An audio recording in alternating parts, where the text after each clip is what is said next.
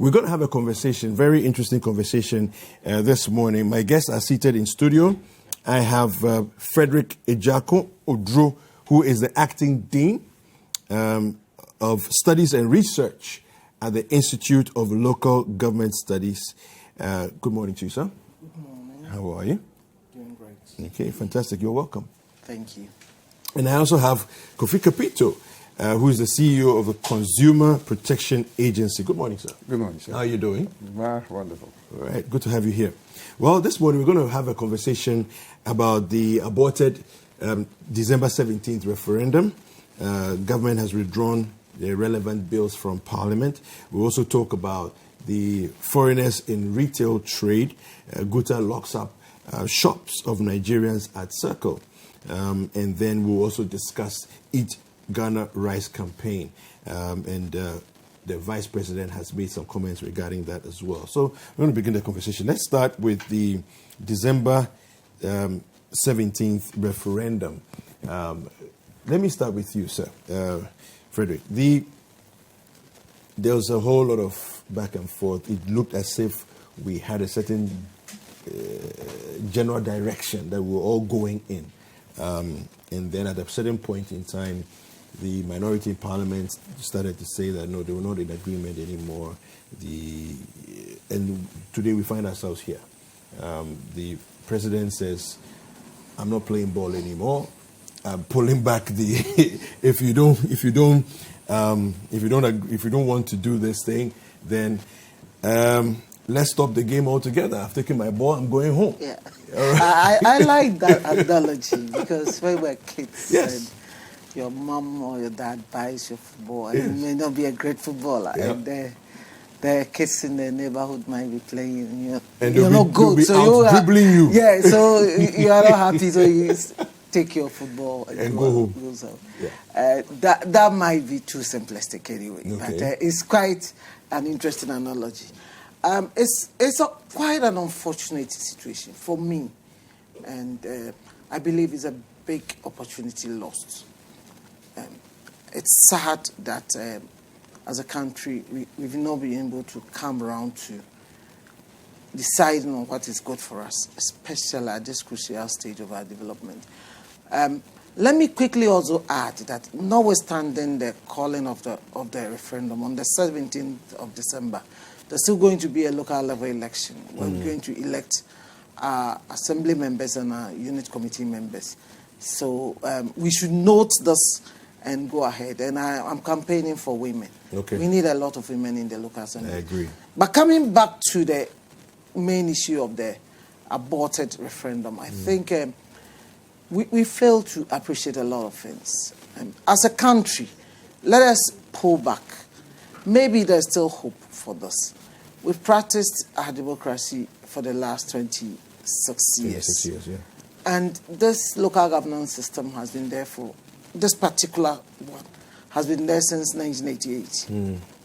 So that makes it about 31 years or so. We need to do a proper introspection and ask ourselves, our local government system delivering? Is it fit for purpose? We need to answer a few questions. The critical part that led to this whole brouhaha was to do with amendment of Article 55, Clause 3, which talks about, in fact, the whole Article 55 is on the role of political parties. It's about political parties. But it is an aspect of the Clause 3 that states that political parties should not be allowed to participate in local governance. Now, let us pull back and ask ourselves, in any true democracy, does it work to have a no-party system? And then ask ourselves critically, in our local government system, is it really a no-party system we are practicing? Or I can tell you that even political parties in this current upcoming district level elections, they were conducting what we would call primaries, selecting individuals. You look at the posters of individuals, it can give you clues as to the political party they belong to. But I've seen one smart woman in somewhere in Accra who has chosen, looking at the locations, if he thinks this area is pro-MPP, you use green colors at the background. Okay. Blue colors. Blue and white. But when he thinks that a particular area is pro-NDC, we use green. I mean, we need to ask ourselves some of these critical questions.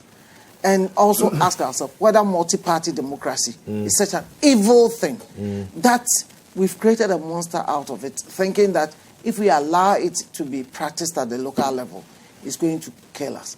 One thing that I'm no expert in anything, but my area is local governance. I can tell you that our local government system is not working. There's so many things wrong with it. Okay. But if you if you do a hierarchy, well, I mean, if we were to go around your area and check even about waste management, just waste management. Today we are talking about the certain gutters. Yeah. We're talking about roads. I know Citi FM, we've done quite a lot about roads. Even indiscipline on the roads. If we have effective local government system, this should not be the work of the police. It should be the work of ordinary city gas, if we choose to call them so. There's so much we can talk of. Street lighting, provision of public infrastructure. It should be the function of the local government. But then, you need to fix a lot of things. But you need to start from the political side of it.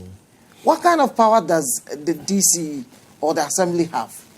If you go into our constitution and our local government laws, it talks about an independent local government system.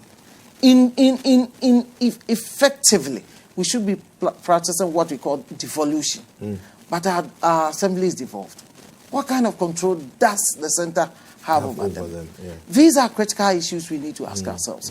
And if people at the top, the center, wants to continue to control the local government system, then we can continue having what we have. But I will tell you that it's not fit for purpose. Okay, so let me ask quickly. So, two things: are the minority being hypocritical when it comes to saying that okay, we want a no vote because the NDC MPP politics, if it gets down to that level, is going to create more chaos? But it seems from what you're saying that it's already happening at that level, even if we don't talk about it openly. It's happening there. So therefore, are the minority being hypocritical about what's really going on? That's one. Then the second part of my question is, the president says there's no consensus. But is that not the essence of democracy? To throw it out there and say, let's vote? Let me begin with the minority question. I'm going to disappoint you. Okay. I don't think the minority is being hypocritical. Our politicians are being hypocritical. Okay.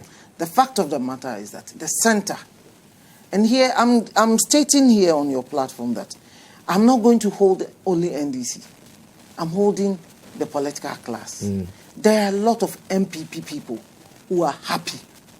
Oh, really? Oh, you have no idea. A lot of people are happier controlling the system from the top. Look, I was engaging with some young people who are strong activists of MPP. And they were saying that, at the time that we're going to work for our party to win the second term, where I can have an opportunity to become a district chief executive, you want us to let this power go. So there are people at the top, at the center, who think that it is in their interest for their party to continue to hold on to power. Okay. So they think that people are of the opinion that if we're going to allow full devolution and we allow multi-party participation at the local level, and we go into an election, you can bet there are about 200 seats that automatically MPP and NDC are going to take in this country. We can sit in this studio and mark them one by one. Okay. At least each party can get automatic 100 seats. Okay. And then we'll be left with about 60 seats. And then we can share amongst them. Some people think that I belong to that part of the country where my party cannot win. So if I belong to MPP or to NDC, I must ensure that my party wins at the national level, so that they can take hold of the state, and then I can get the opportunity to serve as a chief executive. Yeah. So that is part of the problem. So I will not blame just the minority. Okay. There are people in the majority side who also believe the system should not work. Then on the question of consensus, I think if you go into a parliament, you'll be amazed the level of consensus that goes into a lot of things that they do in parliament. I've had opportunity to work with some parliamentary select committees, and you'll be amazed how well they work together. Oftentimes, it was after that experience that I told myself I'll never die for any politician. Because some of the things that they say publicly, excuse me, when you meet them in private, when they are actually doing the business of the state, they put all those things aside. And it is very good for our country. Okay. And so consensus is very important in politics. And we will continue to have consensus. Occasionally, there will be one or two issues you see walkouts and all sorts of gamemanship. I'm not, perturbed by some of those things. It's acceptable.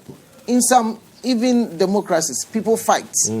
But it doesn't mean anything. Okay. So I believe we can still try and clutch on the straws and see if we can float along and be able to come to some consensus. Okay. Because the country needs to work on fixing this problem at the local level. Okay, all right. Kofi,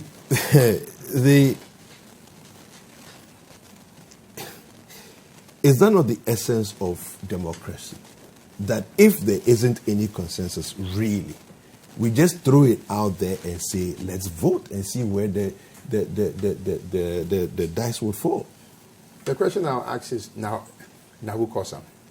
That is a problem. Look, this is not a new thing. It's something that some people like us, myself, other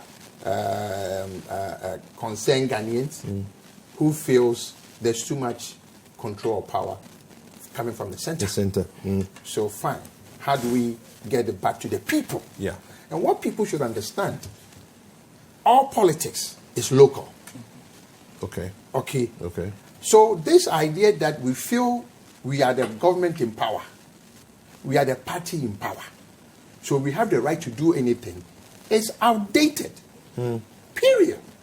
The laws are made for who? Is it made for the party people or for the people of Ghana? And that is a problem of what we do in Ghana. I remember that the former president, His Excellency President Atta Mills, when they also muted this voting of the CRC. Yes. I remember I had a sort of exchange with is it Kwesi Ahoy, Mr. Kwesi, the one with the Mr. Kwamena.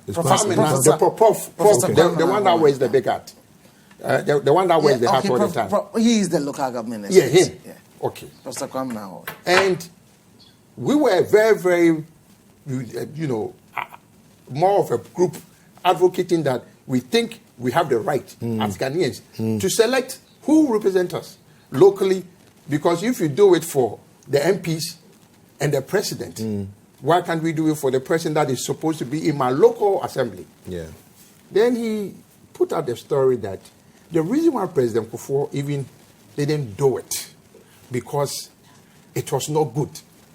And some time ago, in Efia Kwesi meeting in Sekendi, Takrade, there was an election that was between a town drunk and a lawyer. I've heard it. You heard it before. Yeah. And then the town drunk won. Can you imagine such a disaster? So I say, point of order. You don't you say you're an expert. You're not even an expert on local governance. All politics is local. The people in the area are drunks. So they want the drunk. They chose their man to represent them. They chose their man. Why would I vote for a lawyer who will come and put me in jail? I get to my point. Yeah. This idea that somebody, it annoys me in this country. We all have voices. We all have opinions. That's why we go to vote, to select or choose. If the majority wins, fine. That is what it's about. Okay, and for it to come again, The question is now who caused them? It's the same two political parties that caused it. Like my friend here said that, look at the assemblymen. We know who stands for which party. The problem, I think, when they try to amend that law, the article, the one that says that, 55.3. yes, that why should you make a law to allow political parties to run? Why do we need a law? They are running anyway.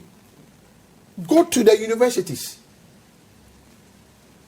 If it's student elections. Students' elections. That's what I'm saying. They're canvassing the political parties come. There. Yeah. If a student gets a problem during this students' representatives elections, it's because maybe one party doesn't like him or her. We should stop behaving as if we don't know what time it is. Maybe they don't, but we do. Okay, look, I don't have a problem. We're talking about decentralization. We're talking about development. Yeah. I sometimes beat myself that if I was ever given the opportunity to become a mayor of Accra, unfortunately, I'm an Ashanti, so it will not happen. Because the Gans will not allow me. The same way if a Gama goes to Kumasi, the chiefs in Kumasi will not allow him because he's a Gaman, which is unfortunate. So I was hoping maybe with this, I might get opportunity to become a mayor of Accra. Parking alone, monies to be generated from parking in Accra. In Accra, check. The advanced countries now, the monies that they are going after, it's making sure that the city is clean and people don't park anyhow. Order. Okay. There's Washington, D.C., there's a highway. I just returned last week, and it was interesting that there's an area that it has become a permanent construction zone. And then it's been exposed that there's no construction going on, but they have a speed camera there. Because it has a construction zone, there's a limit of speed or whatever you can do. Within 1 year, that camera alone has made $25 million for the city of Washington, D.C. So they kept it permanently a contract. Simple as that. Speeding fines. Yes, speeding fines. Wow. Here, people do whatever they want. Truck drivers don't respect. Taxi drivers don't respect. People like myself too doesn't respect the roads. We are in a country where a whole MP, an MP, a member of parliament, his driver, not him the MP, was caught doing the wrong thing. What you guys say. Yes. Okay. And this MP, and I asked myself, this is the guy making the law for me. Yep. And he expects me to obey the law, but he doesn't want to obey the law. Because he's doing it in the national interest. You know what? He had the audacity to say that he's doing the national interest in the U.S. Congress. I say this guy is an idiot. Because in U.S. Congress, the next day, you'd have resigned. You are gone. People talk by heart in this country. Okay, and time has come. To me, the power belongs to the people. It belongs to the people. Look, people talk about entrenched laws. We don't do respect. When the people of the country says that entrenched needs to go, we should have a referendum, yes or no, to take it out. It's meant for us. And per the constitution that we are running, a lot of people have punched holes that it was made specifically to fit one person. That person is gone. Unfortunately, anybody who also comes sees the power and doesn't want to do anything about it. Okay, why are we doing this to ourselves? If I live in East Legon, and I ask myself, all of a sudden, if you've noticed, there's a lot of eatery, drinking, this kiosk, whatever, springing up. Shops. Not even the shops. They will do some container. They will do some shed. And boy, the Adenta municipality and the AMA boss is allowing it to go on. I went to report somebody at Adenta one time. They told the person that I came to report him. Now you have a new municipality. No, I'm just saying. Okay. The question is, why are we doing this to ourselves? Somebody, not too long ago, is it the American House Trotro station? Okay. The other side, where the power lines under are. the pylons. High tension cables. It had a container village. And then a few weeks ago, the assembly came to remove them because it was entertaining or harboring people who had no good intentions in the neighborhood. Because the people don't have anywhere to take them. Do you know they are bringing them onto the streets in the neighborhood? Wow. Yeah. Yeah. You know, this is a country that when somebody gets power, he doesn't know that the power is given to him for him to protect the people that gave him the power. But he thinks it is his power. I don't get it. Look, referendum, it was so easy. I think, to me, I don't get it. In other jurisdictions, they will ask yes or no, up and down. When they finish, then they'll go and do the modalities as to how it will be implemented. This was too murky to bring the other review of that article, and to me, it is same thing. And Atame was right. The white paper that His Excellency accepted, guess what he said? He is going to appoint 4 people, and then we will vote on them. And my question to him was, are you going to pick any MPP person? No. So you see, it's sad that intellectuals in Ghana sometimes are the people that should formulate and champion our way forward, and sometimes because of victimization. No, I'm not blaming you. Because of victimization, sometimes you feel comfortable staying in your own little corner and not rocking the boat. Yeah. If I make one quick but before you do, we need to take a short break. We'll be right back. Don't go anywhere. All right, welcome back. And it's time for us to have a conversation about the Guta incident. But before we do that, Frederick wanted to make a final comment. It's an interesting. I just wanted to point out that if you see in every society, you rely on theories and studies made by, experts, intellectuals, and the likes.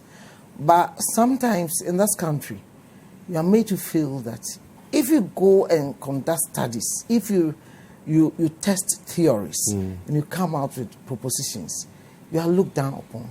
And sometimes if you are not careful, once your study favors a particular group, the other segment will pick on you. That's why sometimes it's difficult to make direct pronouncements on some of these critical matters of the state. Okay. But maybe we should try to move away from that to ensure that our country moves on. Okay, fantastic. Well, let's get into the next story. Foreigners in retail trade. I'm going to read this story from page 15 of the Ghanaian Times. I won't read everything, but let me just read a bit to give us some context for the conversation. Guta Nutag clash in Accra. 7 arrested, 3 injured. There was pandemonium at the Circle Tiptoe Lane in Accra yesterday when executives of the Ghana Union of Traders Association clashed with their Nigerian counterparts following an attempt to lock up their shops. There was sporadic firing of gunshots and pelting of stones among the two factions, which resulted in traders and commuters running helter-skelter for their lives. This reporter was hit with a piece of wood at her back during the clash. It took the timely intervention of police personnel from the Accra Regional Command and the Nima Divisional Command who fired warning shots to calm the situation. 7 suspects were arrested by the police to assist in investigations, whilst 3 others who sustained various injuries during the clash were rushed to hospital for medical attention. More than 70 shops belonging to Nigerians, mostly dealers in mobile phone accessories, were locked and painted red when the Ghanaian Times got to the scene. Okay, now I'm going to start with you, Mr. Kapito. What do you make of all this? There is a law that exists on our law books. Now, you made a comment in the last topic when we were discussing that sometimes the laws have outlived their purposes. Is this one of those situations? Should we review the law? Will Guta even agree for a review of that particular clause, looking at the way things are going? And then the question of, are they not taking into cognizance the fact that some of their own relatives actually live in Nigeria doing the same kinds of businesses that the Nigerians are doing in Ghana? You know, I'm laughing. Yesterday was a very sad day, if you ask me. It's been something that has been boiling for a while. I will not pretend as if it was just an accident yesterday. I've been dealing with the Guta people and with the Ministry of Trade. The whole thing comes from that GIPC law.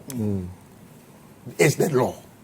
I agree on the side of the Guta people that a law is a law and the law must be enforced. Yeah. But the question is the law relevant in today's Ghana? That's the question I want to ask. Like I said, on the side of the law, I agree with Guta, 100%. But now let's move outside the law and let me talk as a consumer person. I've argued on their behalf that, yes, it's true, competing with some of these non-Ghanaians is not fair when it comes to a lot of areas like borrowing from the banks. Okay. If somebody can borrow at, let's say, 6% or 10%, and you are borrowing at 33%, how competitive can you be with a person? So this is where government, I think, should look at it and say, how do I cushion my local people so that they can also compete? But to say, as you put it, that there are Ghanaians who are also doing the same trade in other jurisdictions. Yeah, maybe they don't have the law or they've allowed it to just be. I have a little bit of an issue with Guta. Okay. If it was AGI, who are manufacturers, who are arguing that we are manufacturing the same goods in Ghana. So for a foreigner to go and get the borrowing from the bank and all these things at a very lower rate and come and compete with me in Ghana, then I agree. But the Nigerians, the Ghanaians, the Togolese, the Ivorians, they all go to the same place and buy. So you are not manufacturing anything. No. You are just a retailer. So what is the point? As a consumer, I want competition. As a consumer, I want to go and say, store 1, 2, 3, 4, different prices. Which value for money would I get? And then I move out. Okay. Let me state again. The Guta people should rather talk to government. Okay. Let government know that, listen, maybe my competitor has some advantage. So what are you going to do for me to also even the playing field? Yes. But this thing, as is now coming up, happening in South Africa, we did it to Nigerians, aliens complaints order. Xenophobic. And then they also reverted. Ghana must go. You know, it is not the best. We've even gone on now. We are doing the continental, you know, trade agreement. All those things.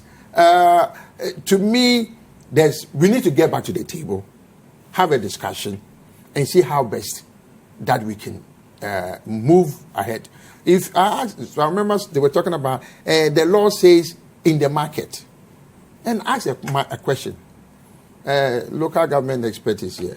Election, right? In local governments. What is a market? To me, if we decide to trade here and we do it every day, it becomes a market. So I asked them that the traditional markets that I know in Accra, Mokola, Malata, Kanishi Market, Mamobi Market, Abobloshi, they are there. Then I say, okay, so is Oxford Street a market? You can't call it a market. No, I'm just saying. But people do But now commerce. No, people do commerce. there, yeah. The fact that somebody has a store and has an air condition, and somebody sits under the sun, does not mean they are not doing the same business. Because I think some of the Gute argument yesterday, I heard some people who were involved yesterday making the argument that ShopRite is there, but they are not in the market. You see, and now there's an argument I actually heard somebody make. We need to appreciate. We need to appreciate the DIPC Act. Yes, that's what I said. It talks about the capital base that goes into a particular setup. Yes. So if, for instance, I'm not too clear, if it's 100 million Ghana cedis, that is required. That kind of business you are engaged in must be worth so much. Yes. And you are required to employ a certain certain number of well. Ghanaians. Yes. So if ShopRite is even located right here in Malakata Market, as long as they've invested invested that amount of money and they are employing that requisite number of Ghanaians, you can't hold them. You can't fault them.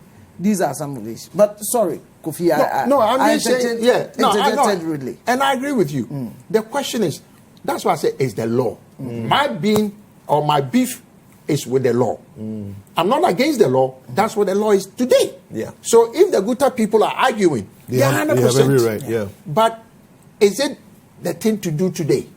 That is my question. Okay. Unfortunately, you see, we don't look at certain things. That's why I mentioned AGI. Let's assume AGI is able to produce and get into the Nigerian market. Yeah. Nigeria is 300 million people. Okay. Do you know the amount of money that the industries can go and sell in Nigeria and come and bring back? You see, in Ghana, sometimes we need to sit and stop jumping around. Why China is having an issue with America? China can intentionally devalue its dollar, its money, so that you can come and buy more volumes, and then they will make money. The deficit between the Chinese trade and the American trade, America owes China trillions of dollars. Yes, because everything is purchased from China. Yeah. Okay, that is the issue that Donald Trump came, that I'm going to make America great, that he cannot make America great. Okay, and the question is, it gets to a time. Even with this, I know we will get the rice thing. The rice campaign, yeah. Nigeria, if we're going to do this ECOWAS, this new thing, that the Continental Free Trade Agreement, right? If Nigeria would want to buy things from Ghana instead of buying things from Europe, because my wife sells at Tudu, and sometimes goods that are banned from the Western countries, the Nigerian traders will come and buy it from here and take, because it's coming from Ghana. As to whether it was made in Ghana, it's another story. Okay. All I'm saying is, let's not take matters into our own hands. Let's go back to the drawing board. I've argued, not this time, from way back. And to me, as a consumer, sometimes I feel maybe some people don't like competition. They like having the monopoly. Places that you go, like Aboso kind, I go and I want a spare parts, and somebody called Affairs. And Affairs guy would encounter me. The part is sold at 10 Ghana. He comes back and sell it to me at 100 Ghana. And even when I go and it's even defective, and I come back, because he's chopped the 90 cedis, he cannot even go to the place that he bought it from. Yeah. And he gives you the running around. Yeah. All these things is not good for the consumer's confidence. People don't feel comfortable going to Aboso Kind unless they have to go there. So if there's an alternative, there's a place here in Kokomlemle, some story that used to sell, I think they were Lebanese people. They used to sell spare parts. And I got to know, because one day I went there and I was looking for a part from the overhead dealers, just here. And then the lady said, "Oh, hey, Kwame, Kwakwaji." So the guy comes back and I pay. And curiosity, I go back to the same place. And I ask, and they had charged me like 500 times. Whoa. Just walking. Wow.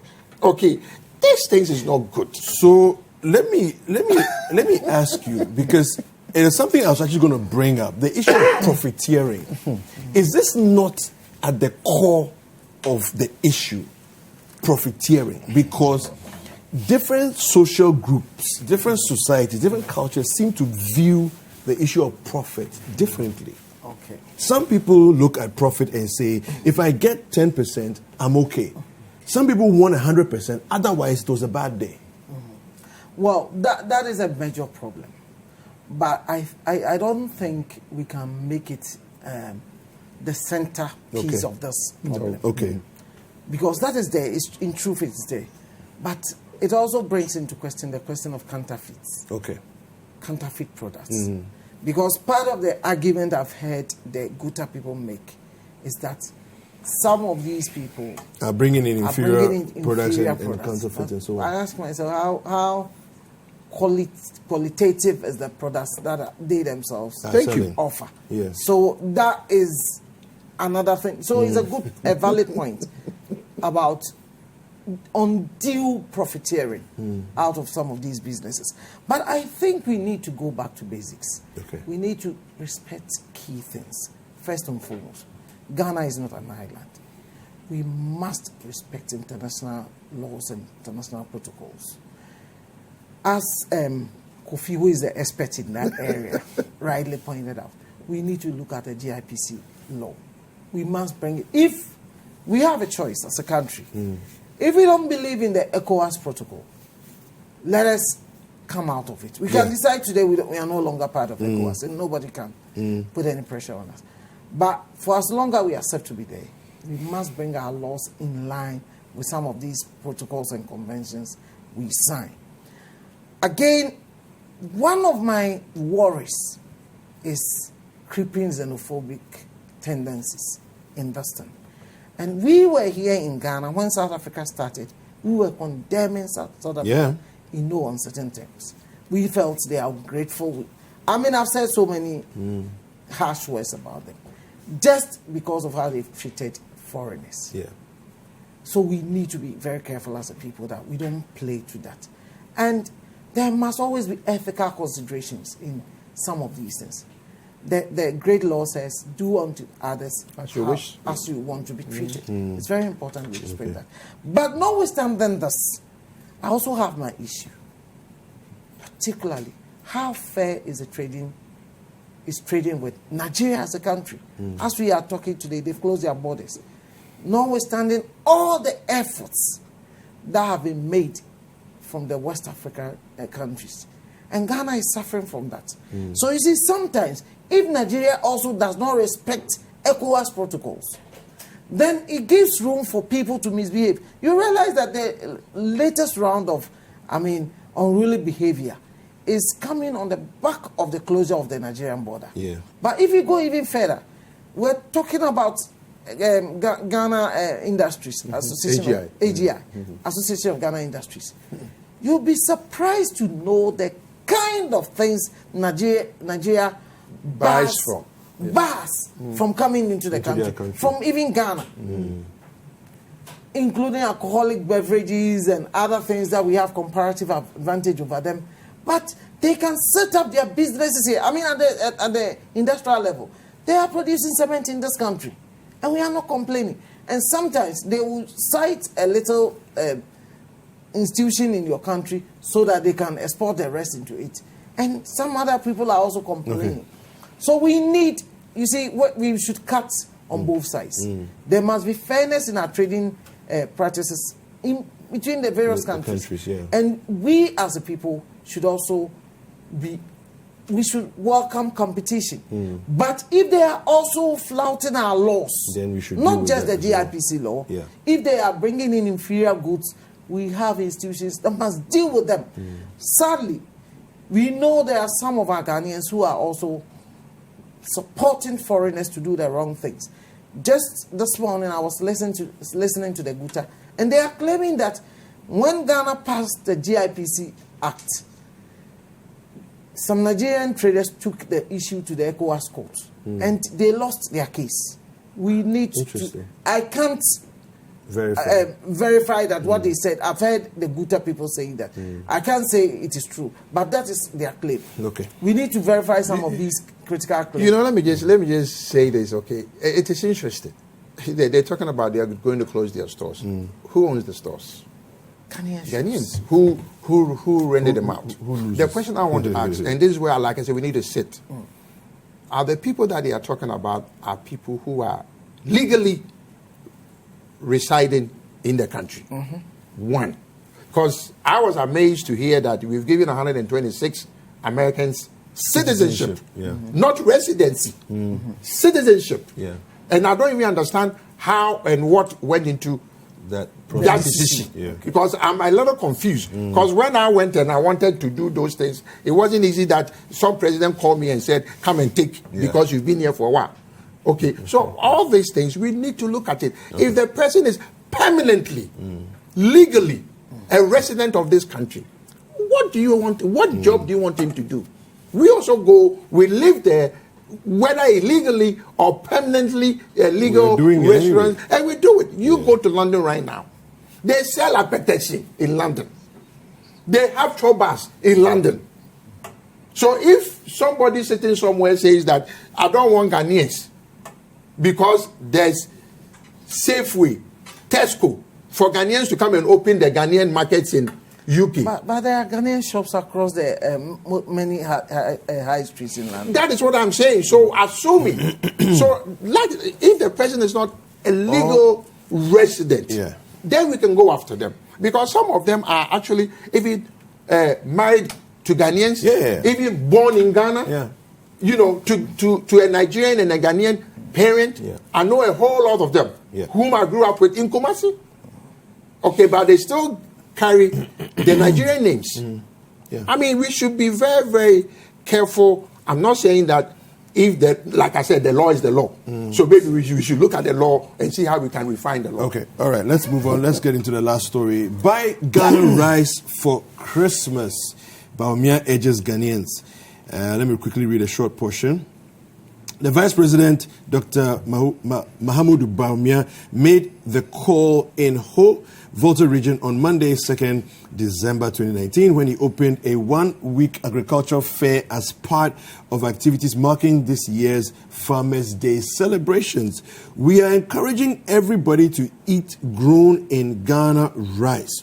So for this Christmas, as you go out to buy your rice, please make sure that you're buying rice which is grown either in Avaime or Bolgatanga or Tono or somewhere in Ghana. Let's buy and eat made in Ghana rice, he urged. All right.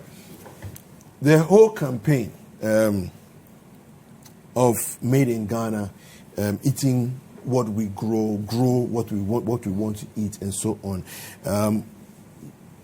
All that has happened so far in the last maybe 2 weeks, 3 weeks or so. What do you make of it, and what can we do to strengthen the drive to improve, consumption locally? Well, let me make you feel happy by congratulating your station. Thank you. And your chief executive, Mr. Samata Mensah. I'll collect it on his behalf. For the good job they done. I mean, let me admit that they are not the first people, but in recent past, you have picked up the campaign, and I'm happy to say that I've noticed some other media houses. I mean, referring to what you are doing and saying they are supporting the campaign, and it's a good thing for us as a country. It goes beyond just eating quality rice. It goes to the very survival of this country. If we will start eating what we grow, start wearing what I'm not going to be difficult. I have always had my issues with why we buy foreign stuff. And for everything foreign we buy, we are devaluing our city. For everything foreign we buy, we are creating employment in another country. Then it comes to the quality of even what we are taking in, especially when it comes to food. When I heard that Some of the rice that gets into the country takes as long as 5-6 years before it gets to us. I was very much worried. But then we need to start looking at ourselves. We're going to change so much money to go and buy so much rice, so much oil, so much tomato every single year. Just these 3 items. Within a food basket, we spend so much. And I'm told that from the coastal regions of the country to the northernmost part of the country, there's no region that you can't plant rice. Yeah, it's true. So if we are making this appeal, it's interesting it's coming from the Vice President. How about insisting that every state institution, the food that is used for their program is Ghana rice? And all the Christmas hampers. The Christmas hampers. Yeah, all the Christmas How about hampers. the states start doing that? Yeah. We have planting for food jobs, which they say is bringing in a lot. We have our free SHS. Why aren't we insisting children in the free SHS eat only Ghana rice? Yeah. We have school feeding program. The farmers will be hot. Why won't we insist struggle that to keep you up? cannot buy anything? Because if you look at I quite remember when the concept of the school feeding program was being developed. The essence was that as much as possible, most of the things that are purchased must be purchased from the locality. Okay. Because it's an integrated system. Yeah. So we need to be looking at those things. Let me continue. I'm laughing because we were here when one of the former information ministers, Asamoah Boateng, said that we should eat konkente. He was attacked. He was vilified. To me, I was so furious. Okay, because of politics. We behave as if we don't have any sense.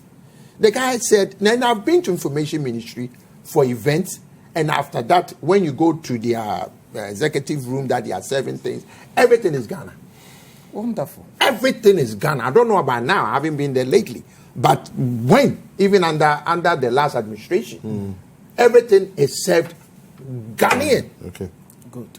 Okay, information ministry. The minister comes to tell us we should eat Ghana, and he was attacked.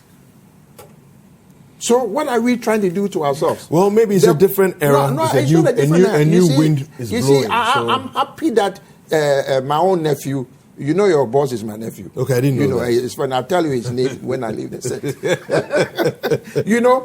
The question I want to put is availability. It is nice to say that let's eat made in Ghana rice. You see, I always tell people that the consumer, and this your mouth, is the best equipment for taste. If you want me to enjoy the Ghana-made rice, I've enjoyed perfumed rice for so many years. So what are you going to do to the Ghana-made rice for me to enjoy the same taste, for me to shift? Okay. You see, we are not looking at all those things. Yes, it is true. We can feed we can start from the schools because they are kids. So maybe 10, 20 years from now, they might not look for a perfume rice anymore because all they know is the Ghana-made rice. But unfortunately, it has to be made properly. Yeah. It's about presentation. It's about what I see. Yeah. And all those things needs to come in. So it's not just a matter of going somewhere 1 year and the people could not have market. So we do this. It is wonderful. But the question is, more need to go marketing. How are we going to, you people take commercials for non-Ghanaian rice on your set? Well, they've all pulled it off. They say, if the whole country, he was talking about tomato. Okay. I mean, for crying out loud, I tell people, when I was growing, we had manufacturing businesses in Ghana. We did. Made in Ghana. Okay. Sanyo. Yes. So what happened? All right, gentlemen, it's